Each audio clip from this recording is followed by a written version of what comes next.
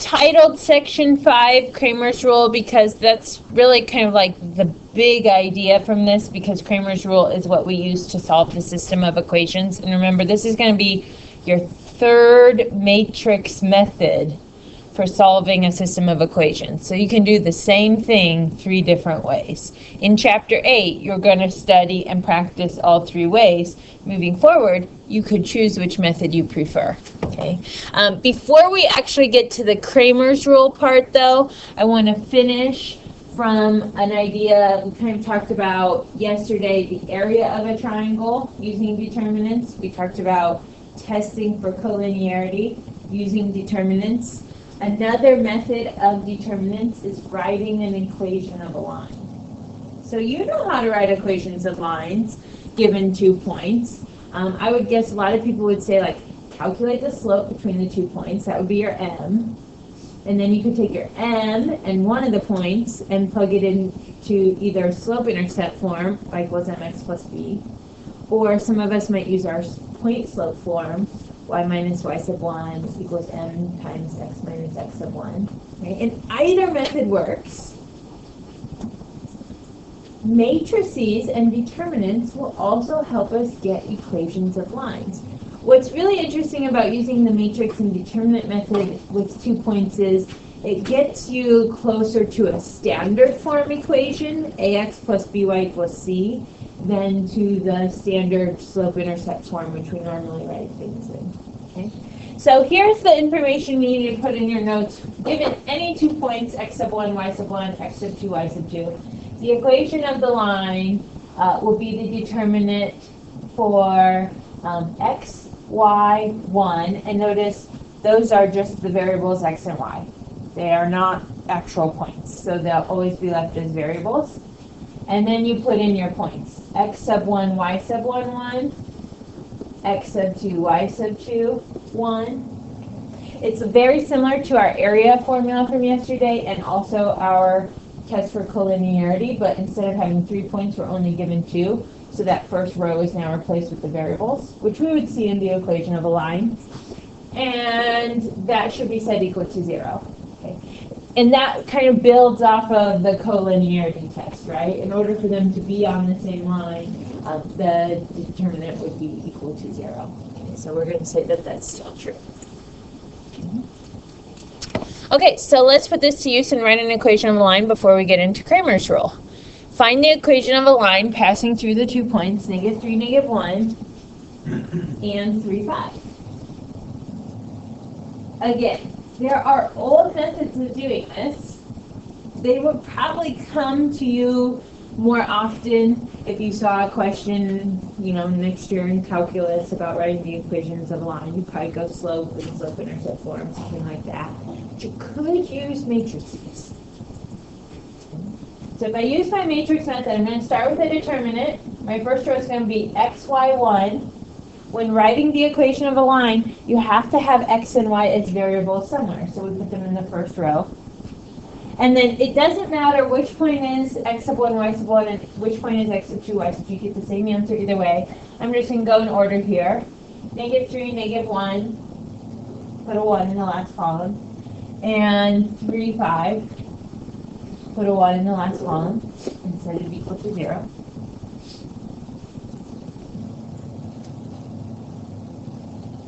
And then calculate your determinant. So because I have that set equal to 0 on that side, I am going to kind of erase that and add my 2 columns, or you could write it again. So x -3, 3, y -1, 5. And that should equal 0. Scoot that over. Now, what will be interesting about your diagonals is some of them will have x's and some of them will have y's, and that's okay. So you're not going to get numbers for all your diagonals like we usually do. X times -1 times 1 is -x. Y times 1 times 3 is plus 3y. And here I'll get a number 1 times -3 times 5 is -15. And notice on this one, I don't have any like terms to combine. Okay, so as I'm setting up the determinant, I just have that whole piece, negative x plus 3y minus 15. But from that, I'm going to subtract the sum of the products on the diagonals going up from left to right. So 3 times negative 1 times 1 is negative 3. Plus 5 times 1 times x, 5x. Plus 1 times negative 3 times y, minus 3y. Put that behind, minus negative 3 plus 5x minus 3y. And that equals 0. Notice that it's important that I use parentheses around that second sum because I really want to subtract all of those things, so I'm distributing the negative. Okay, make sure you think about changing the signs of all of those. And then I can combine like terms. So negative 15 minus negative 3 would really be negative 15 plus 3, so that will give me a negative 12. Oh, did I miss a y? An x? No, you missed got for that. I forgot to try my x there. So now I'll do x's. A negative x minus a positive 5x would just be negative x minus 5x, which would be negative 6x. And my y's, I've got positive 3y minus negative 3y, so positive 3y plus 3y would be plus 6y. And so I always write them in order like x, y, the number. It wouldn't really matter. But set that equal to 0, and see you're very close to the equation of a line in standard form. What could you do to change that into standard form? ax plus by equals c. Add 6x plus 12 both sides. Yes, that would be getting you closer to slope-intercept form, y equals mx plus b, where you're getting y alone. But if you wanted x and y to be on one side and the number to be on the other, so that it looks like standard form of a line, you would just have to add 12 to both sides. Okay? So we can say negative 6x plus 6y equals 12. And some of us might also look at that and say everything is divisible by 6. Okay, so we could divide everything by 6 and have negative x plus y equals 2. You could also divide by negative 6 and have x minus y equals negative 2. These are all the same line. So you just know, like when you're doing your homework and you get to these problems where you're writing the equation of a line, if you check the back of the book, if your answer, like if you have negative 6x plus 6y equals 12 and it doesn't match exactly, check to see if there's like a common factor you could have divided everything by. That might be the answer that the back of the book has. Now, we certainly could write that in slope-intercept form as well, okay, if we wanted to, because that's easy to graph. Does anybody have any questions about writing the equation of a line? Okay, so now we're going to get to the big part of this. Those are just 3 other methods for the determinant. The determinant has lots of uses, but the big thing that we want to talk about for the determinant is using it to solve a system. Okay. So this is called Cramer's rule, and it uses determinant.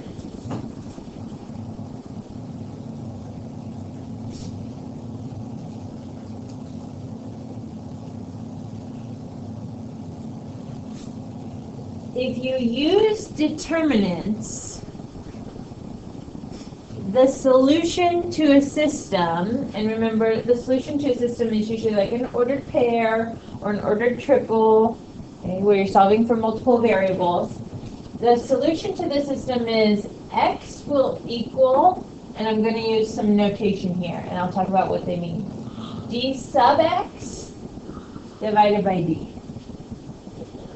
D sub x divided by d. And what this means is, actually I'll do the bottom one first. The denominator is the determinant of the coefficient matrix.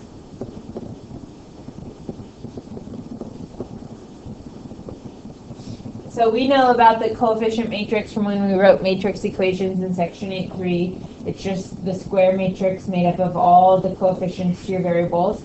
If it's a 2-variable system, it's 2 by 2. If it's a 3-variable system, it's 3 by 3. Okay. And d sub x is the determinant of the coefficient matrix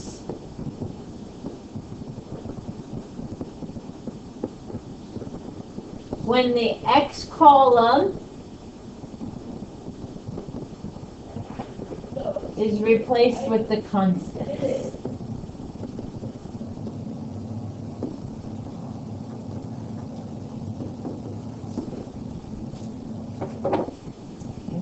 So when you're thinking about what I'm talking about there, say I have some system and I just made this up. My coefficient matrix would be just the coefficients to x and y. So I would calculate the determinant of the coefficient matrix. My constants, remember, are these numbers on the other side. So when I'm talking about d sub x, I'm saying the determinant of the coefficient matrix, but instead of having the x coefficients there, I'm going to replace them with the two constants. So 1 and 2. Okay, so we'll see that in an example so you can see that better. But it's like the coefficient matrix, but you replace the column with the constants. And so you have to do the same thing for y. But instead of doing d sub y or d sub x, you're going to do d sub y. Instead of replacing that x column with your constants, then you replace the y column with your constants. But you still divide by the determinant of your coefficient matrix.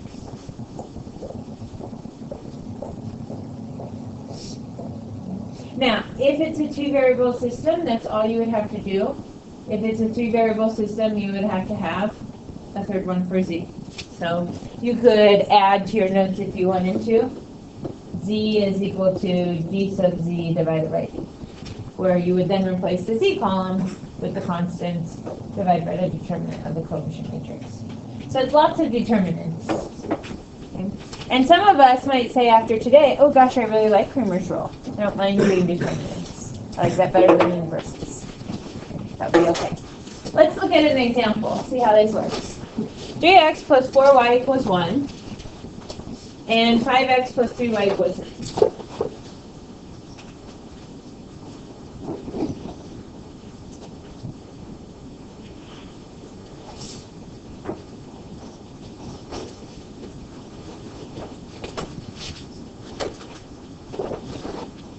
I would start by identifying my coefficient matrix, and I'm going to call it matrix A, 3, 4, 5, 3. And then I would need the determinant of that matrix. So we're using our work from yesterday. Determinant of A is equal to 9 minus 20, so negative 11. Did I do my math right?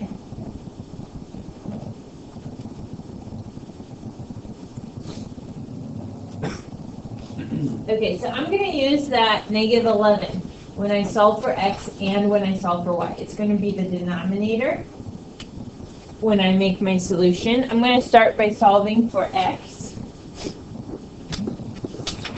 That negative 11 is going to be my denominator.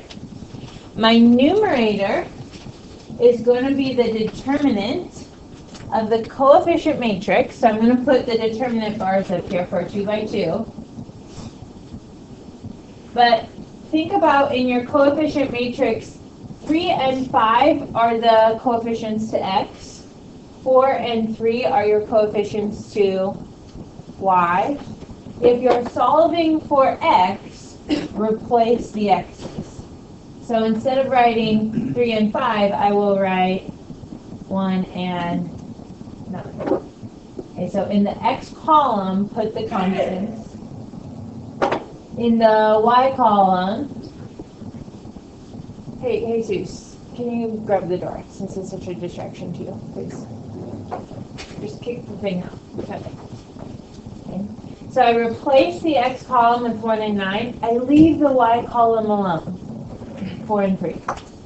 Do a determinant again. Okay. So in the numerator, I do 1 times 3 is 3, minus 9 times 4 is 36, divided by negative 11. That's negative 33 divided by negative 11, so X is 3.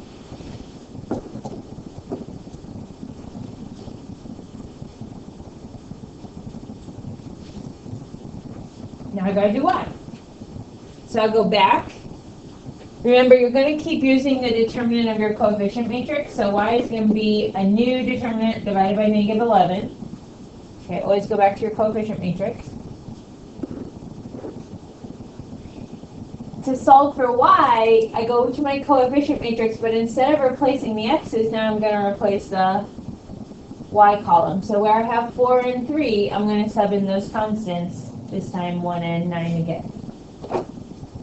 So 1 and 9 go there in the coefficient matrix, but X stays the same, 3 and 5. Does anybody have any questions about my substitutions there, how I'm replacing that column with the constants? So whatever column you replace with the constants, that is the variable you are solving for. And then I would do my determinant work. 3 times 9 is 27. Minus 5 times 1 is 5. Divided by negative 11. That's 22 over negative 11. So negative 2. Solution. Now, you can check your solution by plugging it back into both equations. It should make both equations true. What do you think of this? It's not so bad. Now, I really like Cramer's rule. I like it especially for a 2 by 2 matrix because 2 by 2 determinants are pretty simple to do. Of course, if you're doing it for a 3 variable system, you would have a little bit more work, right? So we're going to crowdsource this. First of all, let's all do the determinant of the coefficient matrix. Okay, so we'll all calculate the determinant of the coefficient matrix. We'll make sure we all agree to that, and then I'll split you up. I'll have one group solve for X, one group solve for Y, one group solve for Z. But of course, on your homework, you're going to do all of them. Okay, so everybody find the determinant of your coefficient matrix.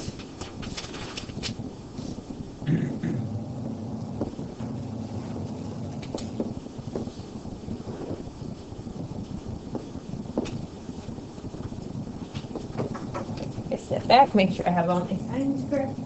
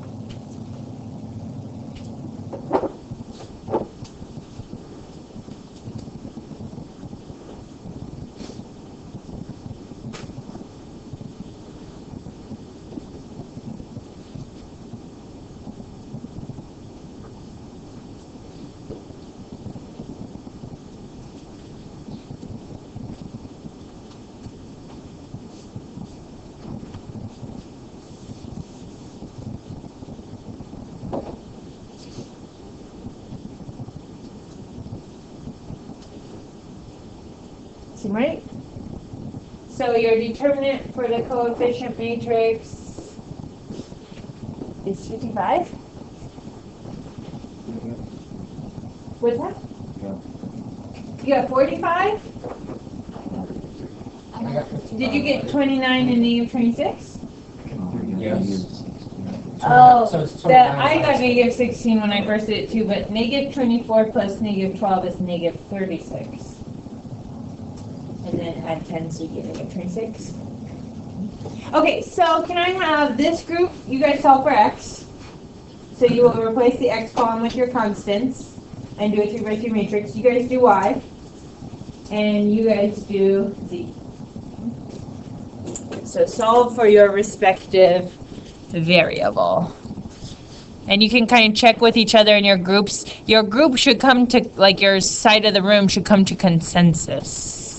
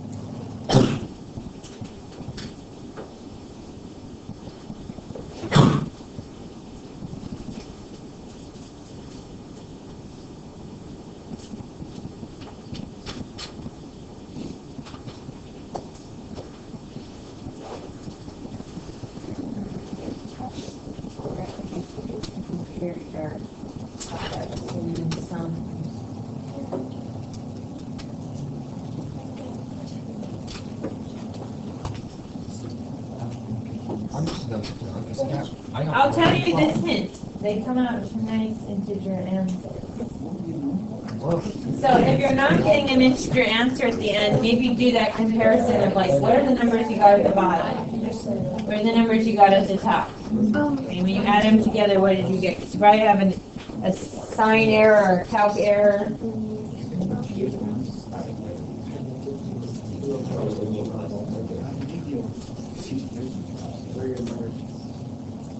The first thing had 24 plus 44. Oh, that's right. 44. And then what's your sign? And then mine runs from 5 to 254 plus 4. But then I got negative 235 because it doesn't come out from that seat. This one, because of the 22, is some of the numbers are a little bit bigger, right? So I'll have to look at the test, but I mean, technically you could multiply these things and add them. But hopefully I'll be a little bit smaller. What do we get for x? 2. What do we get for y? Did we come to a conclusion? What about z? 1? Did anybody in my y group get a y? I got 3. 3. I think one of them may be negative. Negative 3, okay. Okay, so if you're not getting, if you didn't get on the 3 by 3, you know, I would still encourage you to like chat about it. I had some people comparing their answers. What did you get for those bottom ones? What did you get for those top ones? And then they're finding an error there, right? But you should be able to calculate the 3 by 3 determinant.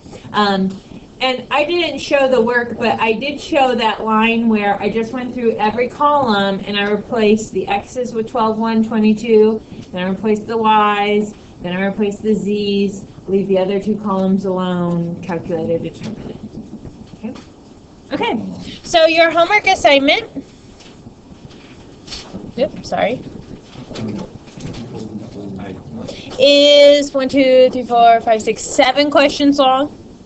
Okay. Note that if they're 3 by 3, they might take a little bit longer because you have several 3 by 3 determinants to do. It might be very tempting to use your calculator for your 3 by 3 determinants, but make sure that you're prepared for Friday, that you could do a 3 by 3 determinant and execute it accurately. The best way to do that, I think, is to practice, okay, by doing it by hand.